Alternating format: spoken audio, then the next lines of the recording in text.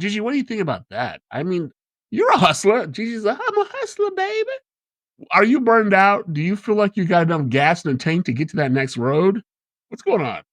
I mean, the term burnout, it's again to me, it's I hate saying it like this because I don't want to be like screw you, you're weak minded, but like it's kind of comes Right. off as weak minded. Like, yeah, there's times where I go and I'm like tired, I'm exhausted, but I just have to remind myself like why I'm doing what I'm doing. Like set goals. Like why do you want to like define what will make you happy Yeah. and then go for it.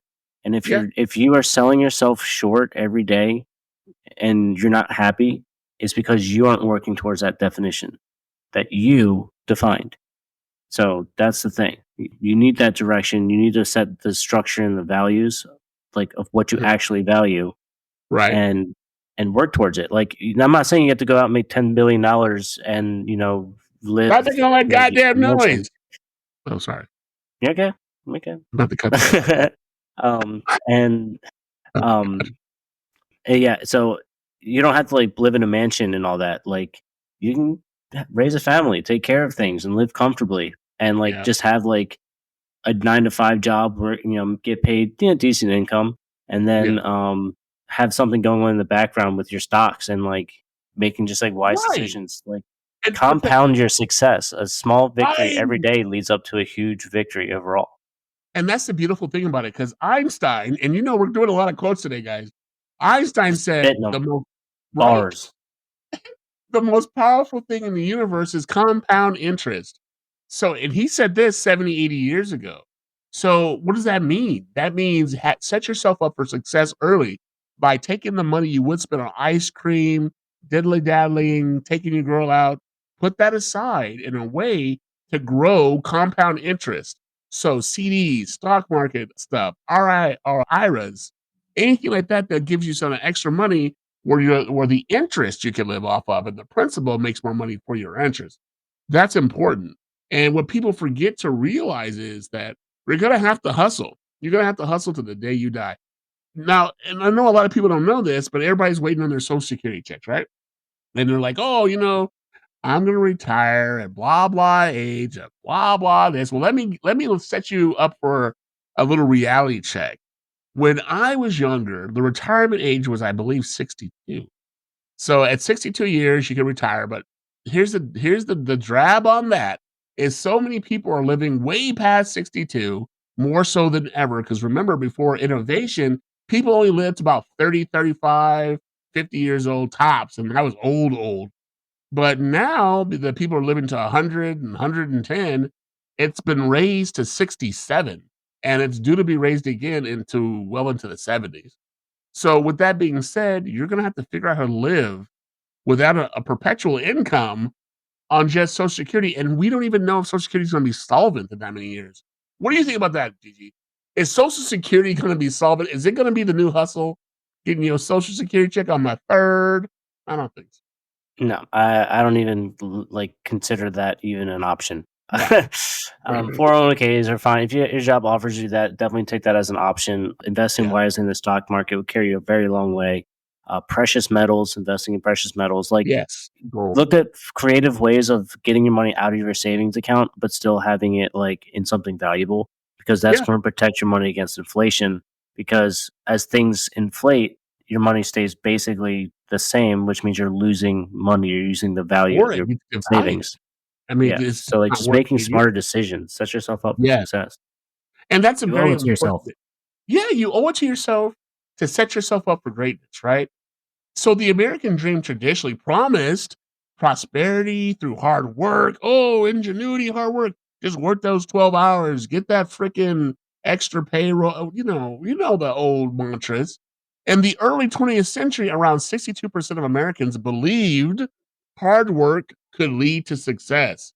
Fast forward to today, and only about 39% of millennials feel that they can achieve the dream through hard work alone. It's a stark shift. It's more than a 0.5% drop. A half of what people said earlier is now the new reality where it's like, no, you gotta be smart. Hard work will only take you so far. Oh, you can but work your being ass off for the wrong people and get yeah, nowhere. oh, bro, trust You work you half and as I hard for the right both. people and you get 3 times as far. You Whoa. It's so important that you say that. If you're gonna do the 9 to 5 thing, make sure you're working for the right people who will take care of you and get everything you do in writing. I'm telling you, I've been burned so many times in that aspect. That's why I'm doing a podcast because I'm like, I'm over that shit. And I don't want the listeners to fall into that trap because people are the business owners out there today are they're egregious, they're nasty. They will take advantage of every loophole that they can. And of course, they're business owners. They're looking out for the primary person in that business, and that's themselves. They're going to take advantage wherever they can and leave you holding the bag, and the bag will most definitely be empty. So we have this relentless pursuit of success, guys. How does it manifest in our lives? Are we truly more productive or just busier? What do you think, Gigi? I think we need to get more organized. I think we're both busier and yeah, I think what we need to do is organize our efforts, be smart about what Okay, we're doing. perfect. Because, yeah, you guys got a plan. Like, how do you expect to make $1 million? How do you expect to make $100,000 a year if you don't Yeah. sit down in a room with some people who are like you value their intelligence and y'all sit there and just Yes. talk about how y'all can make $100,000 a year? Bro, and Gigi makes such Give it a a few hours. the greatest point in this podcast today. It just got said. So if you were hanging around people who were no good, useless people, who you've known all your life and all they can amount to, and I'm not knocking McDonald's, I mean, fucking Donald Trump works there, clearly. But if you're working with these people and all they can tell you about how to change the fry burner or how to flip burgers, you're gonna be flipping burgers and changing the fry oil.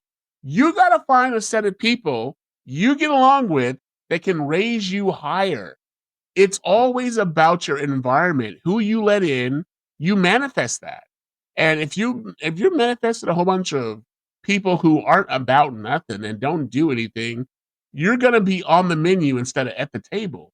And what I would tell you, and I think Gigi could validate this comment, is you are who you keep. You are who you keep. So if you keep a whole bunch of ragamuffins and thuggians or overexerted preppy boys who have their mothers and their daddies' credit cards, you're never going to get ahead because they're already built into the strategy. You got to think outside the bubble. And if you don't think outside the bubble and activate what you know to be a survival instinct, and that's taking care of yourself and your family, you're going to be regretting it for the rest of your life. And I guarantee you, listening to other people who are successful, who are not trying to get money out of you, who are just trying to help you get there, is the absolute best way to do it. What do you agree? Do you agree with that, Gigi? Or do you have something else that counters it? No, not the counters it. Absolutely not. Mhm. Like you are the sum of the people you hang out with. You're like, show me your Exactly. closest friends, and I'll show you your future. You know what I mean? Yeah. Like you have to rise to the occasion. You can't lower yourself to other standards. You don't want to ever lower your standards. You always want to raise your standards. Always. You know, You have like to. it's very humbling when you're not the smartest person in the room because the only thing you can become is smarter. And that's what I So, would tell you. And Gigi brings that up, and that's amazing. Never be the smartest person in the room, ever. Always be in a room with people you are like not intimidated by, and that's why I'm but dumb as hell. yeah, but bring you to like, wow, I'd never thought of it like that. Remember, guys, there's nobody who has the absolute 100% control of intelligence. It takes a whole room to make one decision. If you're doing it right, that's what it should take. If you're making decisions off of people who are kissing your ass and saying you how great you are and not going against you and saying, no, that's dumb, you're in the wrong room. And I think a lot of people find themselves in the wrong room and they don't know how to leave the room. Leave the room. So I will tell you that family will be the person or people that will tell you all kinds of sorts of stuff. But always evaluate family and say, hey, why would I be taking information from you if you've never gotten there? Don't be afraid to ask that question because people rely a lot on their family to make financial decisions.